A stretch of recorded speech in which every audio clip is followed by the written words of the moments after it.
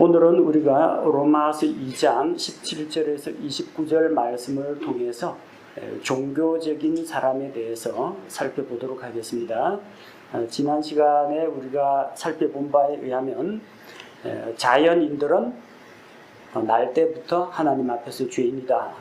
그 사실을 확인했습니다. 하나님께서는 자기를 계시해 주셨지만 하나님께 감사치도 아니하고 하나님께 영광을 돌리지도 아니하는 바람에 그들의 마음이 어두워졌고 그리고 어리석은 것, 헛된 것, 우상을 숭배하게 되었다고 했습니다. 그래서 하나님께서 그들을 그냥 내버려 두셨습니다. 자기 마음속에 하나님 두기를 싫어하니까 그들을 내버려 두셔서 하나님을 떠난 그들이 각종 죄들을 짓게 되었다고 했습니다. 그리고 두 번째로 살펴보았을 때 사람들 가운데 그래도 기준이 좀 낮다라고 하는 상대적으로 착한 사람, 상대적으로 좀 도덕적으로 수준이 높은 사람이 있지 않느냐. 그런데 알고 보니까 그런 도덕적인 사람들도 나름대로 다른 사람보다는 착하게 산다고 하지만 하나님 보시기에는 똑같은 죄인이라는 겁니다. 왜냐하면 다른 사람을 비판하고 책망하면서 자기도 보니까 그런 일을 행하고 있다는 겁니다. 또 다른 사람을 책망하는 그 죄는 범치 않을지라도 성경에서 말하는 또 다른 죄들은 범하고 있다는 겁니다. 비록 자기 자신이 양심에 거리낌이 없이 스스로 생각하기에 하늘을 우러러 한 점 부끄러움이 없이 산다라고 할지라도 우리의 양심이라는 기준 잣대 자체가 죄로 인해서 오염되어 있기 때문에 나는 거룩하다, 나는 착하다라고 주장하는 사람도 다른 사람들에 대해서 상대적으로 착한 것이지 하나님 앞에서 거룩하고 의로운 자로 인정받지 못한다는 겁니다. 자, 그럼 또 한 부류의 사람에 대해서 살펴보도록 하겠습니다. 세상에는 종교 생활을 하는 사람이 있습니다. 절대자를 찾으려고 하고 나중에 어떤 절대자의 심판이 있다는 것을 알고 자기 행동을 조심하고 종교적인 계율을 지켜 행하고 그러면서 자기를 절제하는 어떤 거룩한 분위기가 나는 그런 종교적인 사람들도 있지 않느냐. 그래서 오늘은 그 종교적인 사람들 가운데 대표적인 유대인들을 예로 들어 가지고 사도 바울이 이야기를 이끌어 나갑니다. 지난번에도 말씀드렸지만 이 로마서는 상당히 체계적이고 논리적입니다.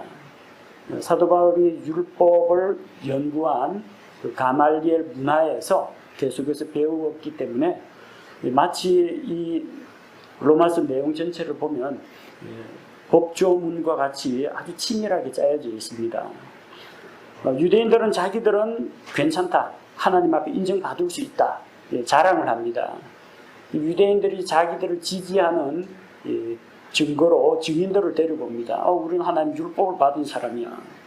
우리는 할례를 통해서 언약의 백성이 되었어. 나 할례 받은 사람이야. 또 나는 아브라함의 자손이야. 유대인이야. 그래서 그들이 율법과 그리고 할례와 가문을 들고 나옵니다. 법정에서 이 증인이 나오면요, 검사도 증인 신문을 할 수가 있고, 변호인 측 반대 신문하십시오 하면 변호사도 증인에 대해서 신문을 할 수 있습니다. 이 유대인들이 자기들이 내세우는 자랑거리 율법과 할례와 가문, 혈통을 들고 나옵니다. 그래서 사도 바울도 유대인들이 그 자랑하는 그 증인들을 이제 하나씩 데려다가 신문을 하는 겁니다. 유대인들은 무엇을 자랑하느냐? 율법을 자랑합니다. 17절에 보니까 보라 내가 유대인이라 불리며 율법 안에 안주하고 하나님을 자랑하며, 분명히 여기 나오는 그 종교인의 대상은 타겟이 되는 것은 유대인입니다. 내가 유대인이라 불리며 유대인들을 대상으로 이야기합니다. 그들은 율법을 받았다고 합니다. 율법은 하나님의 말씀이긴 합니다만 율법을 왜 주셨어요? 하나님의 거룩하심을 드러내고 또 하나님의 높은 수준, 사람이 어떻게 살아야 되는지 그 지침을 보여주시고, 만약 그렇게 살지 못할 때는 그들의 죄악된 것을 낱낱이 비춰주는 거울과 같은 역할을 합니다. 죄가 무엇인지 율법이 보여줍니다. 율법이 하나님의 말씀에 따라서 죄인들을 정죄하고 심판을 선고합니다. 하지만 율법은 죄의 문제를 해결해 주지 못합니다. 율법은 우리의 상태를 비춰보는 거울과 같습니다. 거울에 보면 여기 고춧가루가 묻었는지 밥알이 묻었는지 다 보이죠? 거울은 그거를 너 지금 얼굴 잘못됐다, 머리 헝클어졌다 이거를 보여주는 역할을 할 뿐이지 화장을 고쳐준다든지 밥풀을 떼주지는 못합니다. 그럼 뭘로 떼야 돼요? 그걸 보고 이 문제가 있는 거 알았으면 가서 얼굴 씻어야 됩니다. 다시 한번 거울에 비춰봐야 됩니다. 율법은 우리의 상태를 보여주긴 합니다만 우리를 죄악된 상태에서 구원해 주지는 못한다는 겁니다. 그렇지만 유대인들은 자기들은 신의 산에서 하나님의 율법을 받은 그런 민족이란 자부심을 가지고 있습니다. 그래서 이 율법을 잘 지키면 구원받는다고 믿었습니다. 사람은 율법으로 구원받지 못합니다. 율법의 행위로 구원받는 게 아니라 하나님의 말씀을 믿음으로 구원받습니다. 그럼 율법은 왜 주셨느냐? 이것이 하나님의 말씀인 줄로 믿는다면 이 말씀에 순종하라. 구약시대에는 하나님의 말씀을 믿고 그 믿음에 대한 증거로 하나님의 말씀에 대해 믿음의 행위, 즉 순종을 나타내 보였습니다. 단순히 율법의 어떤 의식이나 절차, 그리고 율법의 행위를 한다고 해서 구원받는 건 아닙니다. 유대인들은 자기들이 하나님을 만났다고 자랑합니다. 하나님께서 자기 조상들 아브라함을 불러내셨고 이삭과 야곱을 만나주셨고 자기 조상들에게 대언자들을 보내주셨고 하나님을 자랑합니다.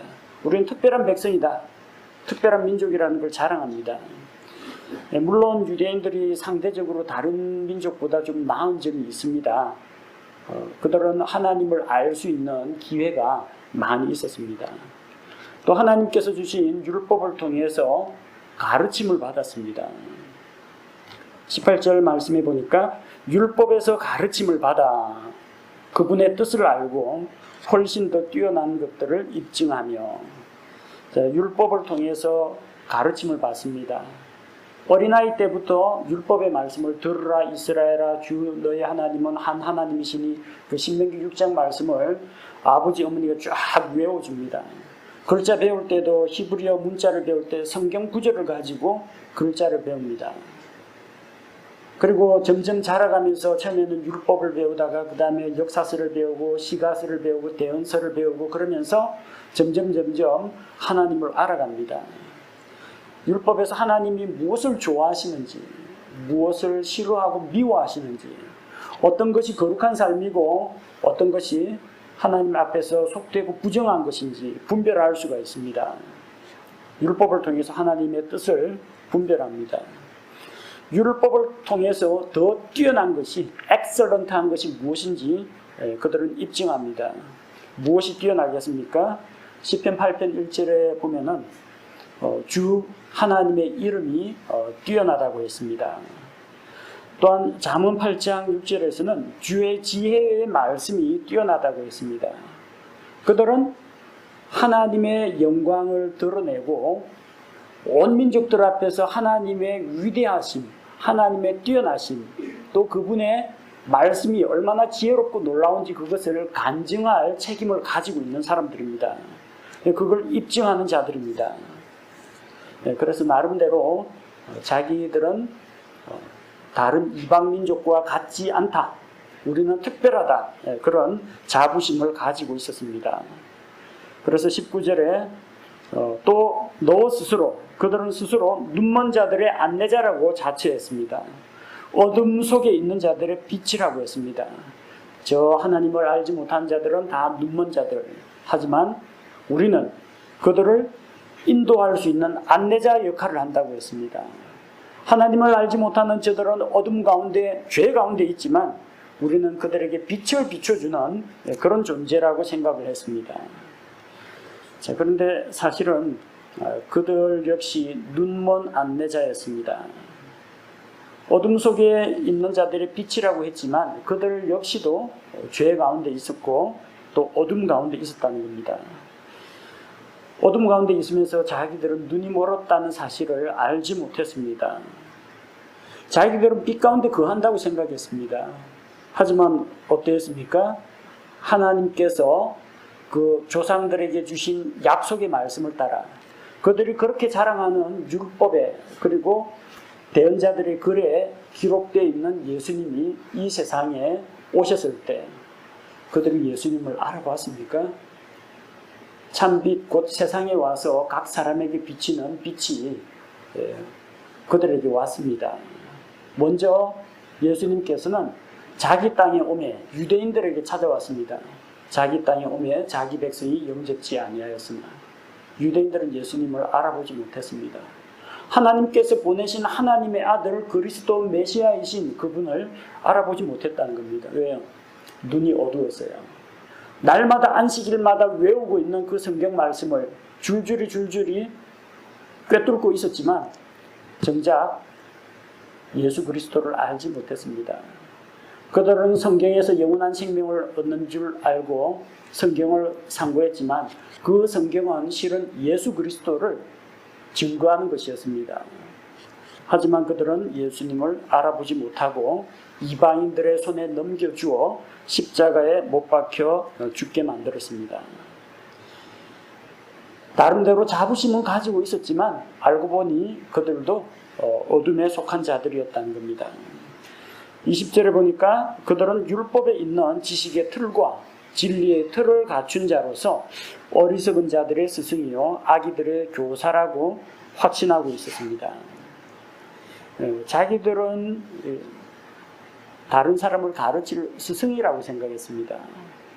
이방 민족들 하나님을 알지 못하는 자들은 어리석은 자들 혹은 어린 아기들이고 우리는 스승이요 교사라고 생각했습니다. 율법을 소유하고 그리고 율법의 틀을 갖고 있다고 해서 율법의 틀이라는 것은 율법에서 정한 어떤 규범이나 격식을 다 지킨다고 해서 스승이나 교사가 되지는 못한다는 겁니다. 여러분 수학 교과서 갖고 있다고 해서 수학 교사 되는 거 아닙니다. 도덕 교과서 가지고 있다고 해서 성인분자 되는 거 아닙니다. 마찬가지로 마르크스 자본론 그거 공부하고 읽고 있다고 해서 전부 다 공산주의자는 아닙니다. 연려전 이거 열심히 읽고 끼고 있다고 해서 연려는 아닙니다. 그 사람이 어떠한 그 사람의 말과 행실을 통해서 드러나는 겁니다. 하나님의 율법을 받은 백성이면 뭐합니까? 율법을 받지 못한 이방인들보다 더 추악한 죄를 저지르고 있다면 이거는 하나님의 백성이라고 내세울 수가 없습니다. 미국은 우리가 알기로 흔히들 하는 말로 기독교 국가라고 합니다. 기독교 국가.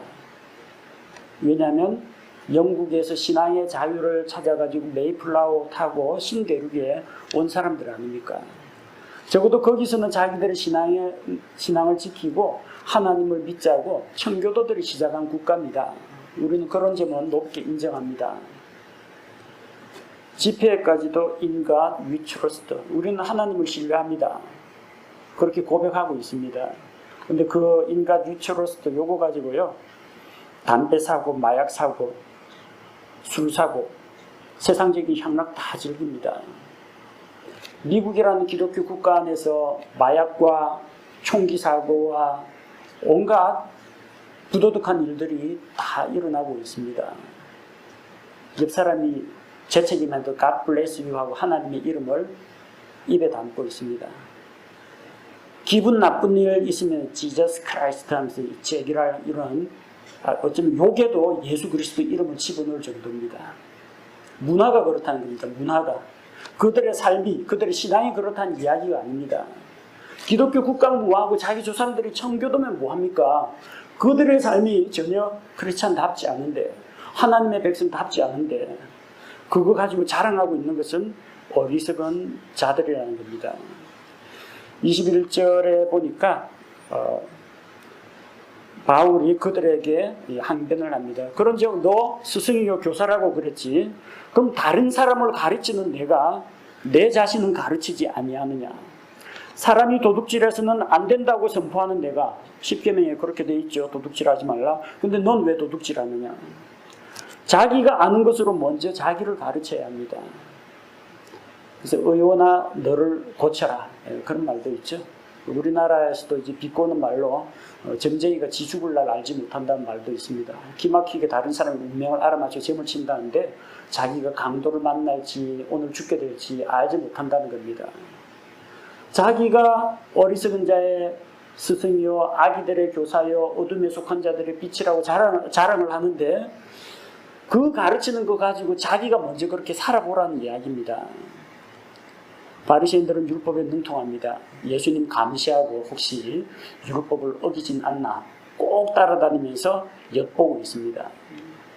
예수님 따라다니면서 그분의 삶과 인격을 본받으려고 그분의 삶을 관찰하는 사람도 있는데 바리새인들 중에서는 이게 파파라치도 아니고 딱 따라다니면서 예수님 잘못하는 거 흠잡을 거 찾으려고 따라다니는 사람이 있습니다. 딱 걸렸어요. 예수님 제자들이 밀밭 사이를 지나는데 하도 배가 고프니까 안식일에 그 밀이삭을 따먹었습니다. 절도는 아닙니다. 왜냐하면 밭 가장자리에 있는 거는 나그네들이 따먹어도 됩니다. 그 신명기 율법에 의하면은 곡식밭에 아예 낫하고 바구니 들고 들어가면 이거는 절도입니다. 하지만 남의 포도원 지나다가 뭐 포도 좀 따먹고 바구니에 담아가면 안 됩니다. 그 다음에 밀을 수확해 가는 게 아니라 뭐 이삭 몇 개 좀 따가지고 먹는 거는 하나님이 그렇게 하라고 허용을 했습니다. 근데 뭐 갖고 시비 걸었습니까? 밀 이삭 꺾었죠. 수확. 껍질 이거 비벼가지고 알맹이 벗겼죠. 타작. 안식일에 곡식을 수확하고 타작을 했다. 노동을 했다. 이거 가지고 정죄하고 어찌하여 안식일에 하지 못할 일을 합니까? 하고 예수님을 이제 힐난했습니다. 그리고 자기들은 돌아가서 뭐 했습니까? 어떻게 하면 예수님을 죽일 수 있을까? 살인 모의를 했습니다. 안식일에 밀리삭 따먹는 거는 유죄고 자기들이 안식일에 살인 계획을 하고 있는 이거는 무죄라고 자기 스스로 생각한 겁니다. 자기들이 가르치는 율법의 말씀, 자기들이 비판하는 그 비판의 근거를 가지고 자기에게 먼저 적용을 해보면은 내가 죄인이구나 깨달을 텐데 말씀을 자기한테는 적용 안 하고 다른 사람 말씀대로 잘 사나 못 사나 감시하고 다니니까 자기 죄는 안 보이는 겁니다. 우리가 그렇게 되어서는 안 됩니다. 바리새인들이 왜 책망받았습니까? 이 성경도 모르는 무식한 것들이라고 책망받은 게 아니라 성경은 잘 아는데 삶이 뒷받침되지 않는다는 겁니다. 예수님께서 오죽하면 제자들에게 바리새인들이 너에게 가르치는 것은 따라서 하되 그들의 행위는 본받지 말라고 했습니다. 말은 잘하는데 그들은 이 율법의 무거운 짐을 손가락 하나도 대지 않는다. 성경 기가 막히게 외우고 누가 잘했다 잘못했다는 성경책 쫙쫙 몇 장 몇 장 펼쳐가 지적은 잘하는데 자기는 그렇게 살지 않는다는 겁니다. 그런 자들이 이제 하나님 용복인 겁니다. 22절에 나오는 것처럼 사람이 간음해서는 안 된다고 말하는 내가 간음하느냐. 우상들을 몹시 싫어하는 내가 신전 물건을 몰래 취하느냐. 우상 싫어하면요. 그 이방 종교의 신상 그런 데 안 가는 게 낫습니다. 괜히 그냥 동남아 여행 가가지고 무슨 뭐 원숭이 사원이니 뭐 불교 사원이니 뭐 이런 데 가가지고 구경하고 사진 찍고 오고 또 거기 가서 또 자기 딴엔 종교적인 열심으로 불상에다 십자가 막 새겨놓고 오고 이거 하나님 이름에 욕먹이는 겁니다. 사람들 앞에서 우리가 가르치고 다른 사람 비판하는 걸로 먼저 자기 자신을 돌아보면 됩니다.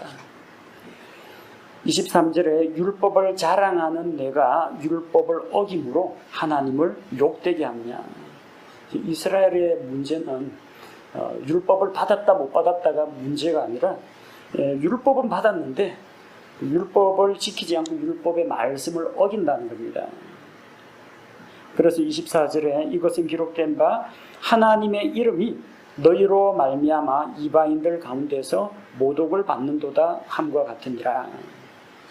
하나님의 율법을 자랑하는 그들이 율법을 자랑하거든요. 근데 보니까 그 율법대로 안 살아요.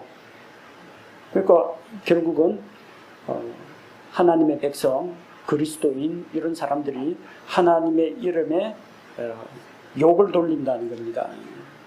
마태복음 5장 16절에서 예수님께서 말씀하시기를 이같이 너희 빛을 사람 앞에 너희 착한 행실을 사람 앞에 드러내서 그들로 하여금 하늘에 계신 너희 아버지께 영광을 돌리게 하라고 했습니다. 우리가 바른 생활을 하고 선한 일을 하고 다른 사람에게 선을 베풀고 이러면요, 저 사람은 도대체 어디서 저런 삶의 모습이 나타나는가? 그 사람이 예수님을 믿는구나. 그래서 그 영광이 하나님께 돌아가고, 나도 저 사람처럼 되려면 예수님을 믿어야 되겠다, 이렇게 해야 되는데, 입으로 말씀은 잘하고 전도도 기가 막히게 잘합니다. 그 전도하면요, 성경 말씀은 다 좋은데 네 꼴 보니까 예수는 안 믿어야 되겠다는 생각이 든다. 이게 뭡니까? 자기가 자기 스스로 복음의 걸림돌이 되고 있다는 겁니다. 여러분, 신문과 방송 한번 보십시오. 어느 교회에서 목사가 자기 아들에게 교회를 세습하려고 한 게 불신자들 사이에서도 지금 계속해서 입방아에 오르내립니다.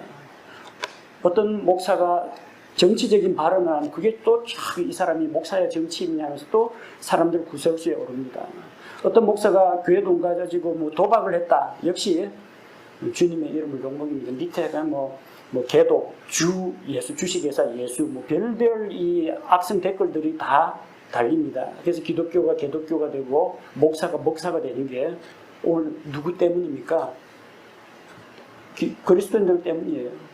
누가 억울한 누명을 씌운 게 아니라 사람들은 그리스도인은 그래도 뭔가 다를 거라고 기대를 하고 보고 있는데 우리가 하나님의 이름으로 선한 간증을 드러내지 못했기 때문입니다. 당시 율법을 받았다는 유대인들이 율법대로 살지 않고 이방인들보다 더 못한 죄악된 삶을 살 때 도저히 하나님 앞에서 선한 간증을 내비치지 못한 것과 같습니다. 그래서 율법이라는 그 증인을 불러다가 어디 그럼 당신이 자랑하는 율법, 그 율법대로 당신 유대인들이 살았는지 한번 보겠소 했는데 보니까 유대인들은 율법을 받았고 율법을 자랑하고 율법을 또 기가 막히게 암송을 하고 있는데 율법대로 살지는 않는다는 겁니다. 그러니까 오히려 율법이라는 그 증인들이 오히려 유대인들을 정죄하는 겁니다. 그래서 유대인들은 유죄, 종교인이라고 하지만 당신들은 유죄, 죄인이라는 겁니다. 자, 두 번째, 유대인들이 자부심을 가지고 있는 게 있습니다. 할례 언약입니다. 유대인들은 할례를 받습니다. 할례라는 것은 할례 받으면 죄 용서받고 구원받는 그런 것은 아니고 하나님과 아브라함 사이에 맺은 그 언약의 표시입니다. 창세기 17장 10절에서 하나님께서 영원토록 너와 내 씨는 하나님의 백성이요 하나님께 속한 자다, 하나님께 속한 민족이라는 표시로 그 약속의 증거를 몸에 새기도록 했습니다. 그래서 아브라함에게서 나는 자, 아브라함 자신과 아브라함에게서 나는 자는 난지 8일에 제8일에 할례를 받도록 했습니다. 할례는 사내아의 남자 생식기의 가장 예민한 끝부분을 잘라내는 겁니다. 그래서 우리의 부끄럽고 추한 것, 더러운 것이 하나님 앞에서 드러나도록 하는 겁니다. 근데 만약에 할례는 받았는데 말씀에 순종하지 않는 삶을 산다면 몸에 새긴 할례 자체는 아무런 의미가 없다는 겁니다. 할례 받았다고 다 유대인이냐는 겁니다. 본문 25절에 보면은 내가 율법을 지키면 할례가 참으로 유익하지만 내가 율법을 어기는 자가 되면 내 할례가 무할례가 된다는 거죠. 무할례라는 건 뭘 말하느냐면 하나님을 모르는 이방인하고 똑같다는 이야기입니다. 대부분의 유대인들이 속으로부터의 내적인 변화는 없이 외적인 몸에 새긴 그 할례의 표시, 그것에만 의존을 했습니다. 그래서 하나님께서는 이것을 보고 이제 안타깝게 여겼습니다. 이 할례의 본래 의미는 나는 하나님께 속한 사람입니다. 그것을 몸에 흔적으로 새기는 겁니다. 근데 몸에 이 흔적은 새겨놨는데 삶은 그렇게 살지 않는다면 무슨 의미가 있겠습니까? 우리식으로 이야기하면요, 여기 옷깃에다가 가슴에다 십자가 마크는 달고 삽니다. 십자가 귀걸이, 십자가 목걸이는 하고 삽니다.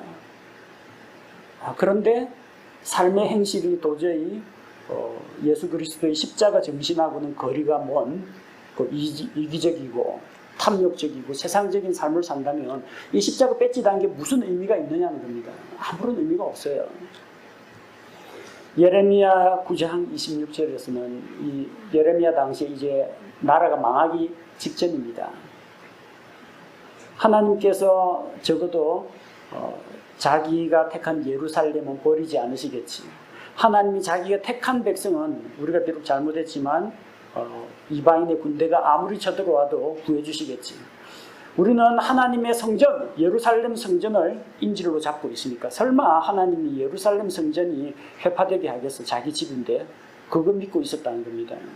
그래서 우리는 안전하다 생각했는데 하나님께서는 예레미야 대언자를 통해서 너희가 회개하지 않으면 망한다라는 메시지를 정했습니다. 예레미야 대언자가 좀 애국 메시지를 우리가 힘을 모아 다 같이 일치단결하고 합심하고 그렇게 해서 외적을 물리치자 이런 말을 한 게 아니라 너희가 하나님 앞에 범죄하였으므로 회개하지 않으면 망한다. 그러니까 이런 내국노하면서 예레미야 대언자를 오히려 핍박했습니다. 예레미야 9장 26절에서 이방인들은 몸의 할례를 받지 못했고 이스라엘은 마음의 할례를 받지 못했다고 합니다. 신명기 30장 6절과 예레미야 4장 4절에서는 무엇을 말합니까? 할례는 마음에 행하라는 겁니다. 유대인들은 슬프고 억울하고 답답한 일이 있으면 자기 옷을 찢고 머리에 흙과 재를 뿌리면서 하나님 앞에서 비통한 심정으로 울고 기도합니다. 근데 하나님께서는 그들에게 말씀하십니다. 너희 옷을 찢지 말고 너희 마음을 찢어라. 너희 살을 찢지 말고 너희 마음을 찢고 너희 속에 있는 모든 더러운 것들을 하나님 앞에 다 토해내고 죄를 고백하고 하나님의 용서를 구하라고 합니다. 할례는 몸에 받는 할례가 진짜 할례가 아니라 마음의 할례를 받아야 한다는 겁니다. 하나님 앞에서 자기 마음을 찢고 그 속에 있는 더럽고 추악한 죄를 하나님 앞에 다 내놓고 어쩌면 좋습니까? 이 나의 죄 문제를 하나님께 맡깁니다. 해결해 주십시오. 회개하고 나아올 때 그때 죄 용서가 있고 구원이 있다는 겁니다. 26절 27절에 그런즉 무할례자가 할례를 받지 않은 이방인이 율법의 의를 지키면 그의 무할례를 할례로 여겨야 하지 아니하겠느냐. 비록 몸에는 할례를 못 받았지만 할례받은 하나님의 백성으로 인정해야 되지 않겠느냐.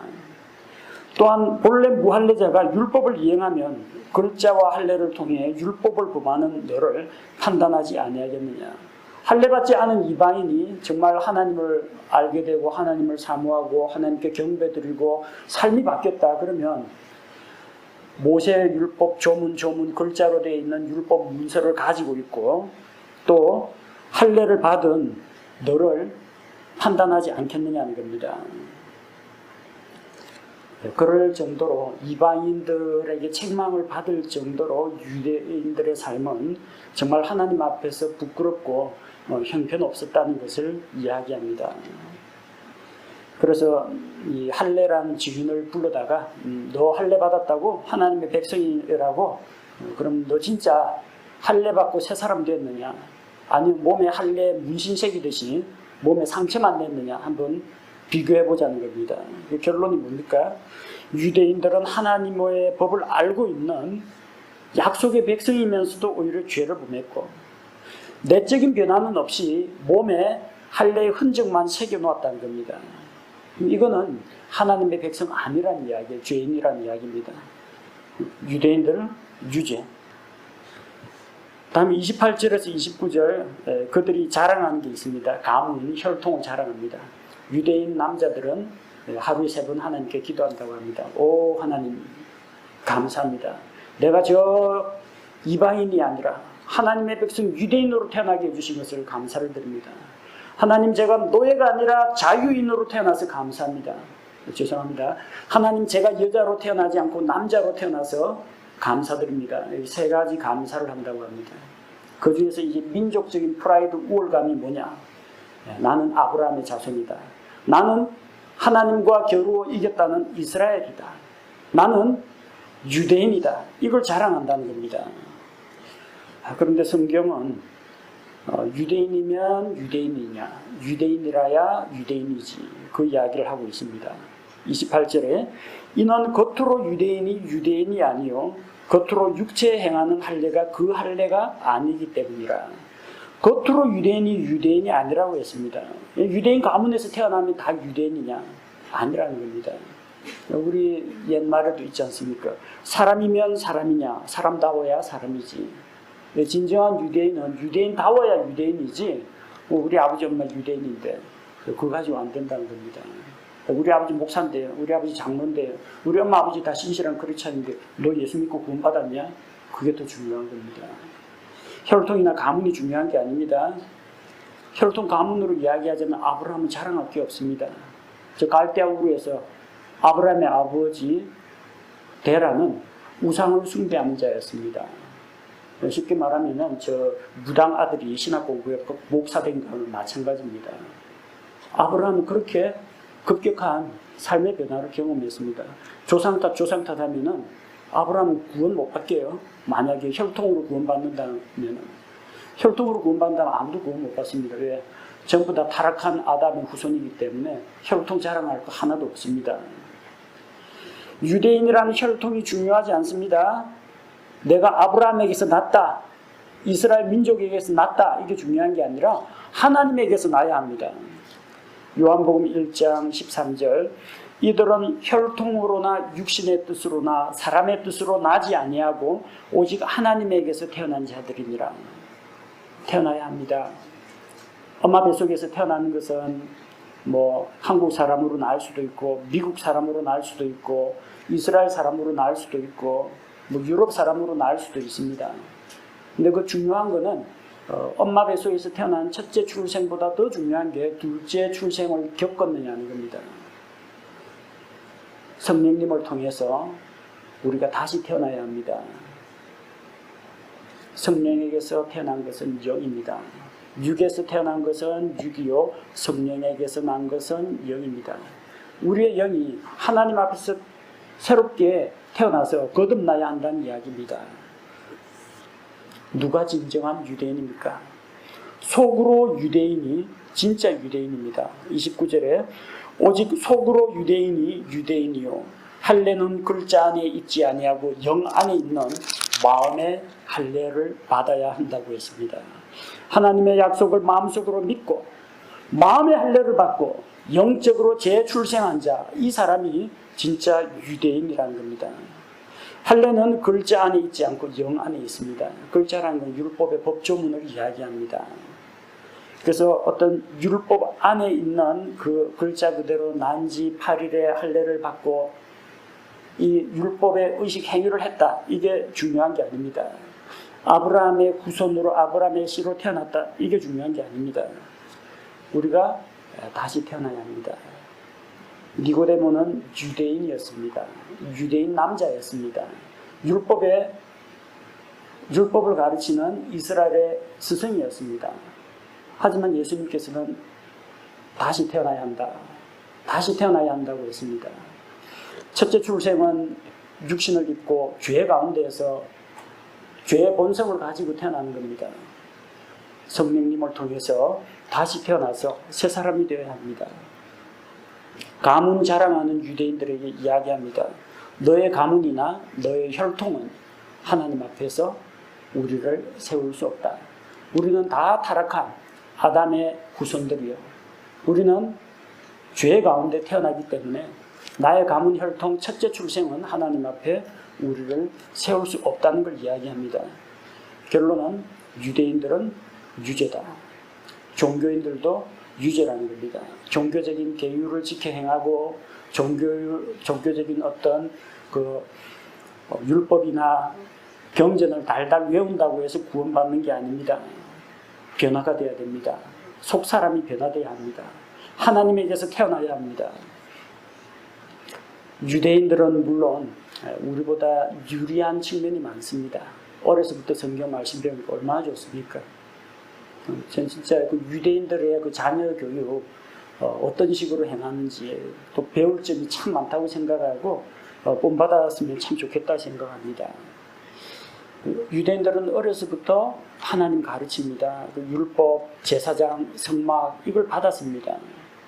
그래서 그걸 통해서 하나님을 더 알아가고 하나님과 동행하고 하나님이 보내신 구원자 예수 그리스도를 만나야 했는데 그것을 그냥 자랑거리로 삼고 우리는 특별한 민족, 하나님의 택함받은 백성, 우리는 아브라함의 혈통, 우리는 할례 받은 민족, 이걸 자랑만 하고 전혀 하나님의 말씀을 믿지 않고, 그리고 하나님께서 보내신 메시아를 받아들이지 않았다는 겁니다.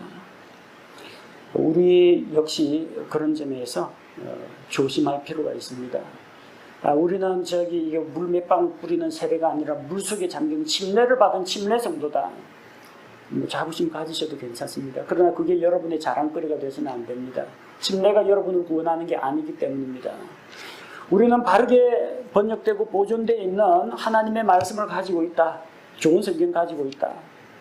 좋은 성경 갖고 있거든 그 성경 말씀대로 살아야 됩니다. 역시 킹제임스 성경의 진리를 따르는 성경신자는 다르구나. 다른 기독교인들과 다른 불신자들로부터 그런 고백이 나오게 해야 됩니다. 근데 꼭 이 성경신자라고 하는 이 킹제임스 골수분자들이 말썽을 피워요. 자기 고집 내세우고, 자기만 옳다고 우기고, 다른 사람, 다른 교회 비판하고 다니고, 독선적인 행동을 취하고, 선한 간증이 안 됩니다. 그러돼서는 안 돼요. 유대인하고 다를 바가 뭐 있습니까? 우리만 율법을 받았고, 우리만 보존된 성경을 가지고 있고, 그래서 성경, 여러분, 이거, 제 솔직한 생각으로 말씀드리자면요. 저도 개혁성경을 통해서 구원받았습니다. 개혁성경 가지고 그 성경 말씀 믿고 하나님 말씀에 순종한 사람이 바르게 번역된 성경 가지고 성경 지식은 많은데 세상적인 삶 사는 것보다 훨씬 더 낫습니다. 하나님은 나중에 우리가 주님 앞에 심판받을 때 너 예배 시간에 무슨 성경 읽었느냐 이거 갖고 재판받지 않습니다. 내가 너희에게 준 하나님의 말씀을 가지고 그 말씀을 어떻게 믿고 어떤 믿음의 열매를 맺었느냐 나 앞에 내놔봐라. 그거 가지고 그리스도의 심판석에서 보고하게 됩니다. 여러분 침례 성도라는 것도 좋고 성경신자라는 것도 좋습니다. 그럼 그답게 침례 성도답게 살아야 됩니다. 성경신자답게 바른 말씀을 가지고 바른 진리를 아는 그리스도인답게 살아야 한다는 겁니다. 우리 삶이 뒷받침되지 않으면 우리 역시 이 유대인들과 같은 잘못된 전철을 또 밟을 수가 있다는 겁니다. 유대인들은 아브라함의 자손이다. 율법을 받았다. 할례 받았다. 그걸 자랑합니다. 하지만 그들이 하나님의 말씀의 길에서 벗어나 있다면 그런 신분이나 지위나 어떤 특별한 혜택이나 이런 것은 아무런 의미가 없다는 겁니다. 그리스도인입니까? 그리스도인답게 살아야 합니다.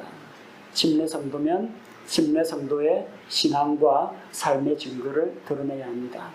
성경신자라면 자기가 믿고 있는 그 성경 말씀을 남 비판하는 데 쓰지 말고 자기에게 적용하는 데 먼저 사용해야 됩니다.